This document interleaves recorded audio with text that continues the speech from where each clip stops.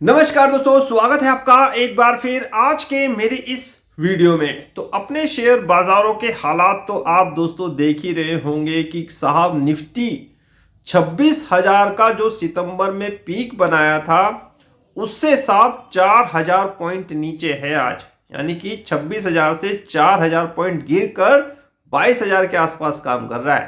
भाई नीचे का राउंड फिगर 22 ले लो, ऊपर की 26 ले लो, 4,000 पॉइंट ऊपर से निफ्टी जो है दोस्तों गिर चुका है।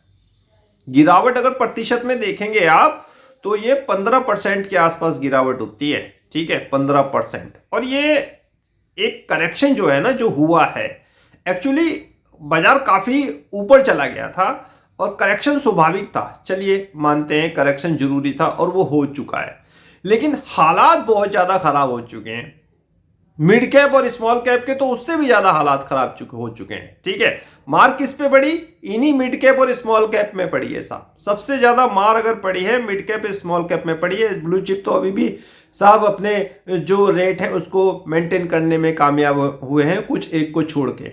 ठीक है, जैसे टाटा मोटर वगैरह ऊपर से काफी आधे हो गए, तो कुछ एक को छोड़ दे तो जैसे रिलायंस हो गया, HDFC हो गया, वही है साहब 16-18 के बीच में घूम रहे हैं। HDFC 11-1200 के बीच में साहब वही रिलायंस घूम रहा है।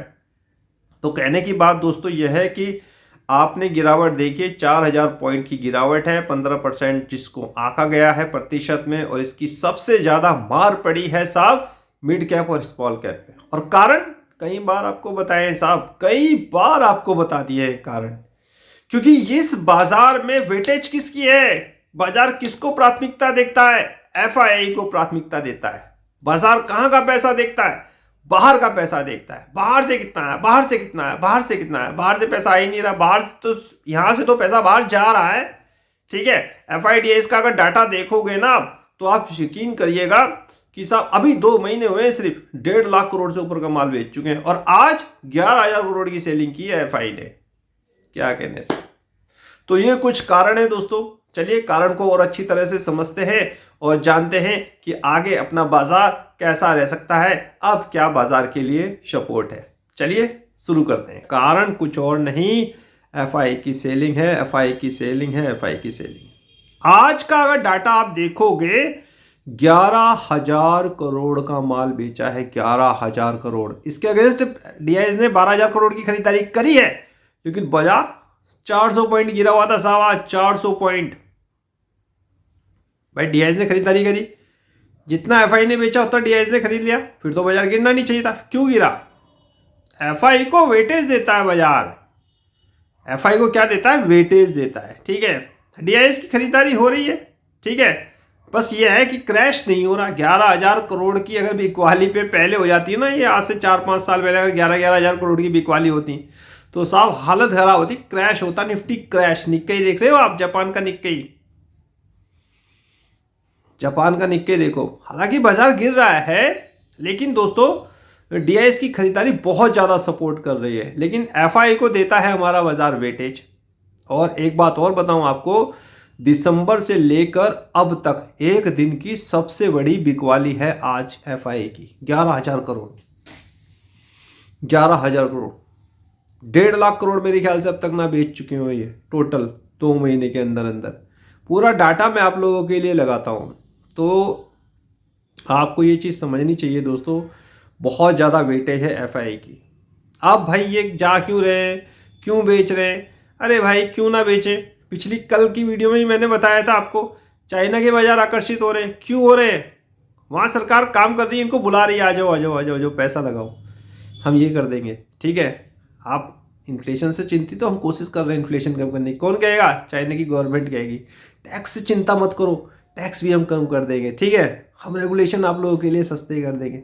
हर कोई देखता है यार बाहर का पैसा, हर कोई देखता है। अब यहाँ कोई रेगुलेशन के नियम साहब देखो आप, माना रेगुलेशन टाइट होनी चाहिए ताकि कोई विदेशी हमारे देश की कंपनियों के शेयर आसानी से ना खरीद सके, लेकिन इतनी भी टाइट ना कर दो साहब कि जो FI है वो ये सोचें कि साहब अब तो यहाँ पर कमाई से ज़्यादा हमारे खर्चे हैं, हम निवेश करेंगे हमें मिलेगा क्या? ये सोचना, ये FI तो सोचेंगे ना कि हम यहाँ अगर निवेश करेंगे हमें मिलेगा क्या। रेगुलेशन के जो लॉ हैं, जो नियम है वो टाइट हैं। टैक्स रेट आय हाय, टैक्स की गणना करना आप कभी, long term capital gain tax, short term capital gain tax, GST, STT, ठीक है, ब्रोकरेज, फलाना ढिमकाना, कितना मिलता है हाथ में आके, कैलकुलेशन करना आप कभी।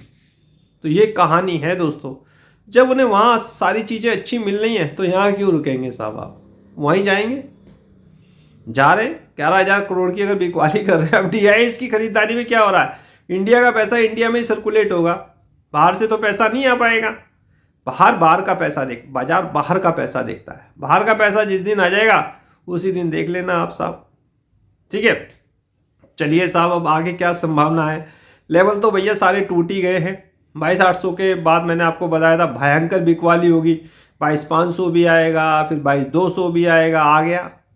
अब 22,000 भी रह गया है, ठीक है। लास्ट सपोर्ट 22,000 ही दिखती है बस, 21,850 और 22,000, ठीक है। 21,000 तो बहुत रेयर केस में है, ठीक है। और जब भी इस तरह की हैवी सेलिंग होनी शुरू हो जाती है ना दोस्तों, तो ये समझ में आना लगता है कि बॉटम जो है वो पास है। ऐसा मेरा मानना है, ऐसा मेरा सोचना है। आपकी रिसर्च अलग हो सकती है, आप सहमत हो सकते हैं, नहीं भी सहमत हो सकते हैं। तो FI की फिगर पे ध्यान रखो, ठीक है, और लेवल को ध्यान रखो। 22,000 है, 21,850 है, ये लेवल इंपॉर्टेंट है निफ्टी के लिए, ठीक है।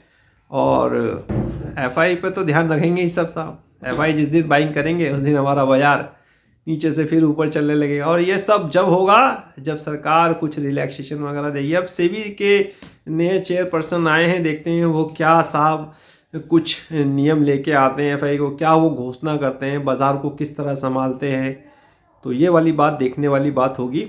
और फिलहाल ऐसा कुछ नहीं है इस वीडियो में। कल मैं वीडियो एक बनाने की सोच रहा हूँ टेक्निकल, ठीक है। उसमें मैं आपको RSI, PCR, अब बहुत नीचे आ गया ना निफ्टी, तो फिर हम उसमें उन चीज़ों को समझेंगे कि निफ्टी की इस समय PE कितनी है, RSI क्या है, PCR क्या कह रहा है, बोलेंजर, आपका MACD, ये सारी चीज़ें देखेंगे, ठीक है। और मार्केट मूड इंडेक्स वगैरह भी देखेंगे। जो वीकली अपडेट की वीडियोज़ आती हैं मेरी, कभी कभी बना देता हूँ आप लोगों के लिए, ठीक है। अब देखेंगे कौन सा लेवल निकल रहा है, क्या सपोर्ट या बॉटम पास में है या अभी भी दूर है। तो फिलहाल इस वीडियो को समाप्त करने की आज्ञा दीजिए। नेक्स्ट वीडियो यानी कल जो आएगी उसका करिए इंतज़ार और मुझे दीजिए फाइनली आज्ञा। नमस्कार।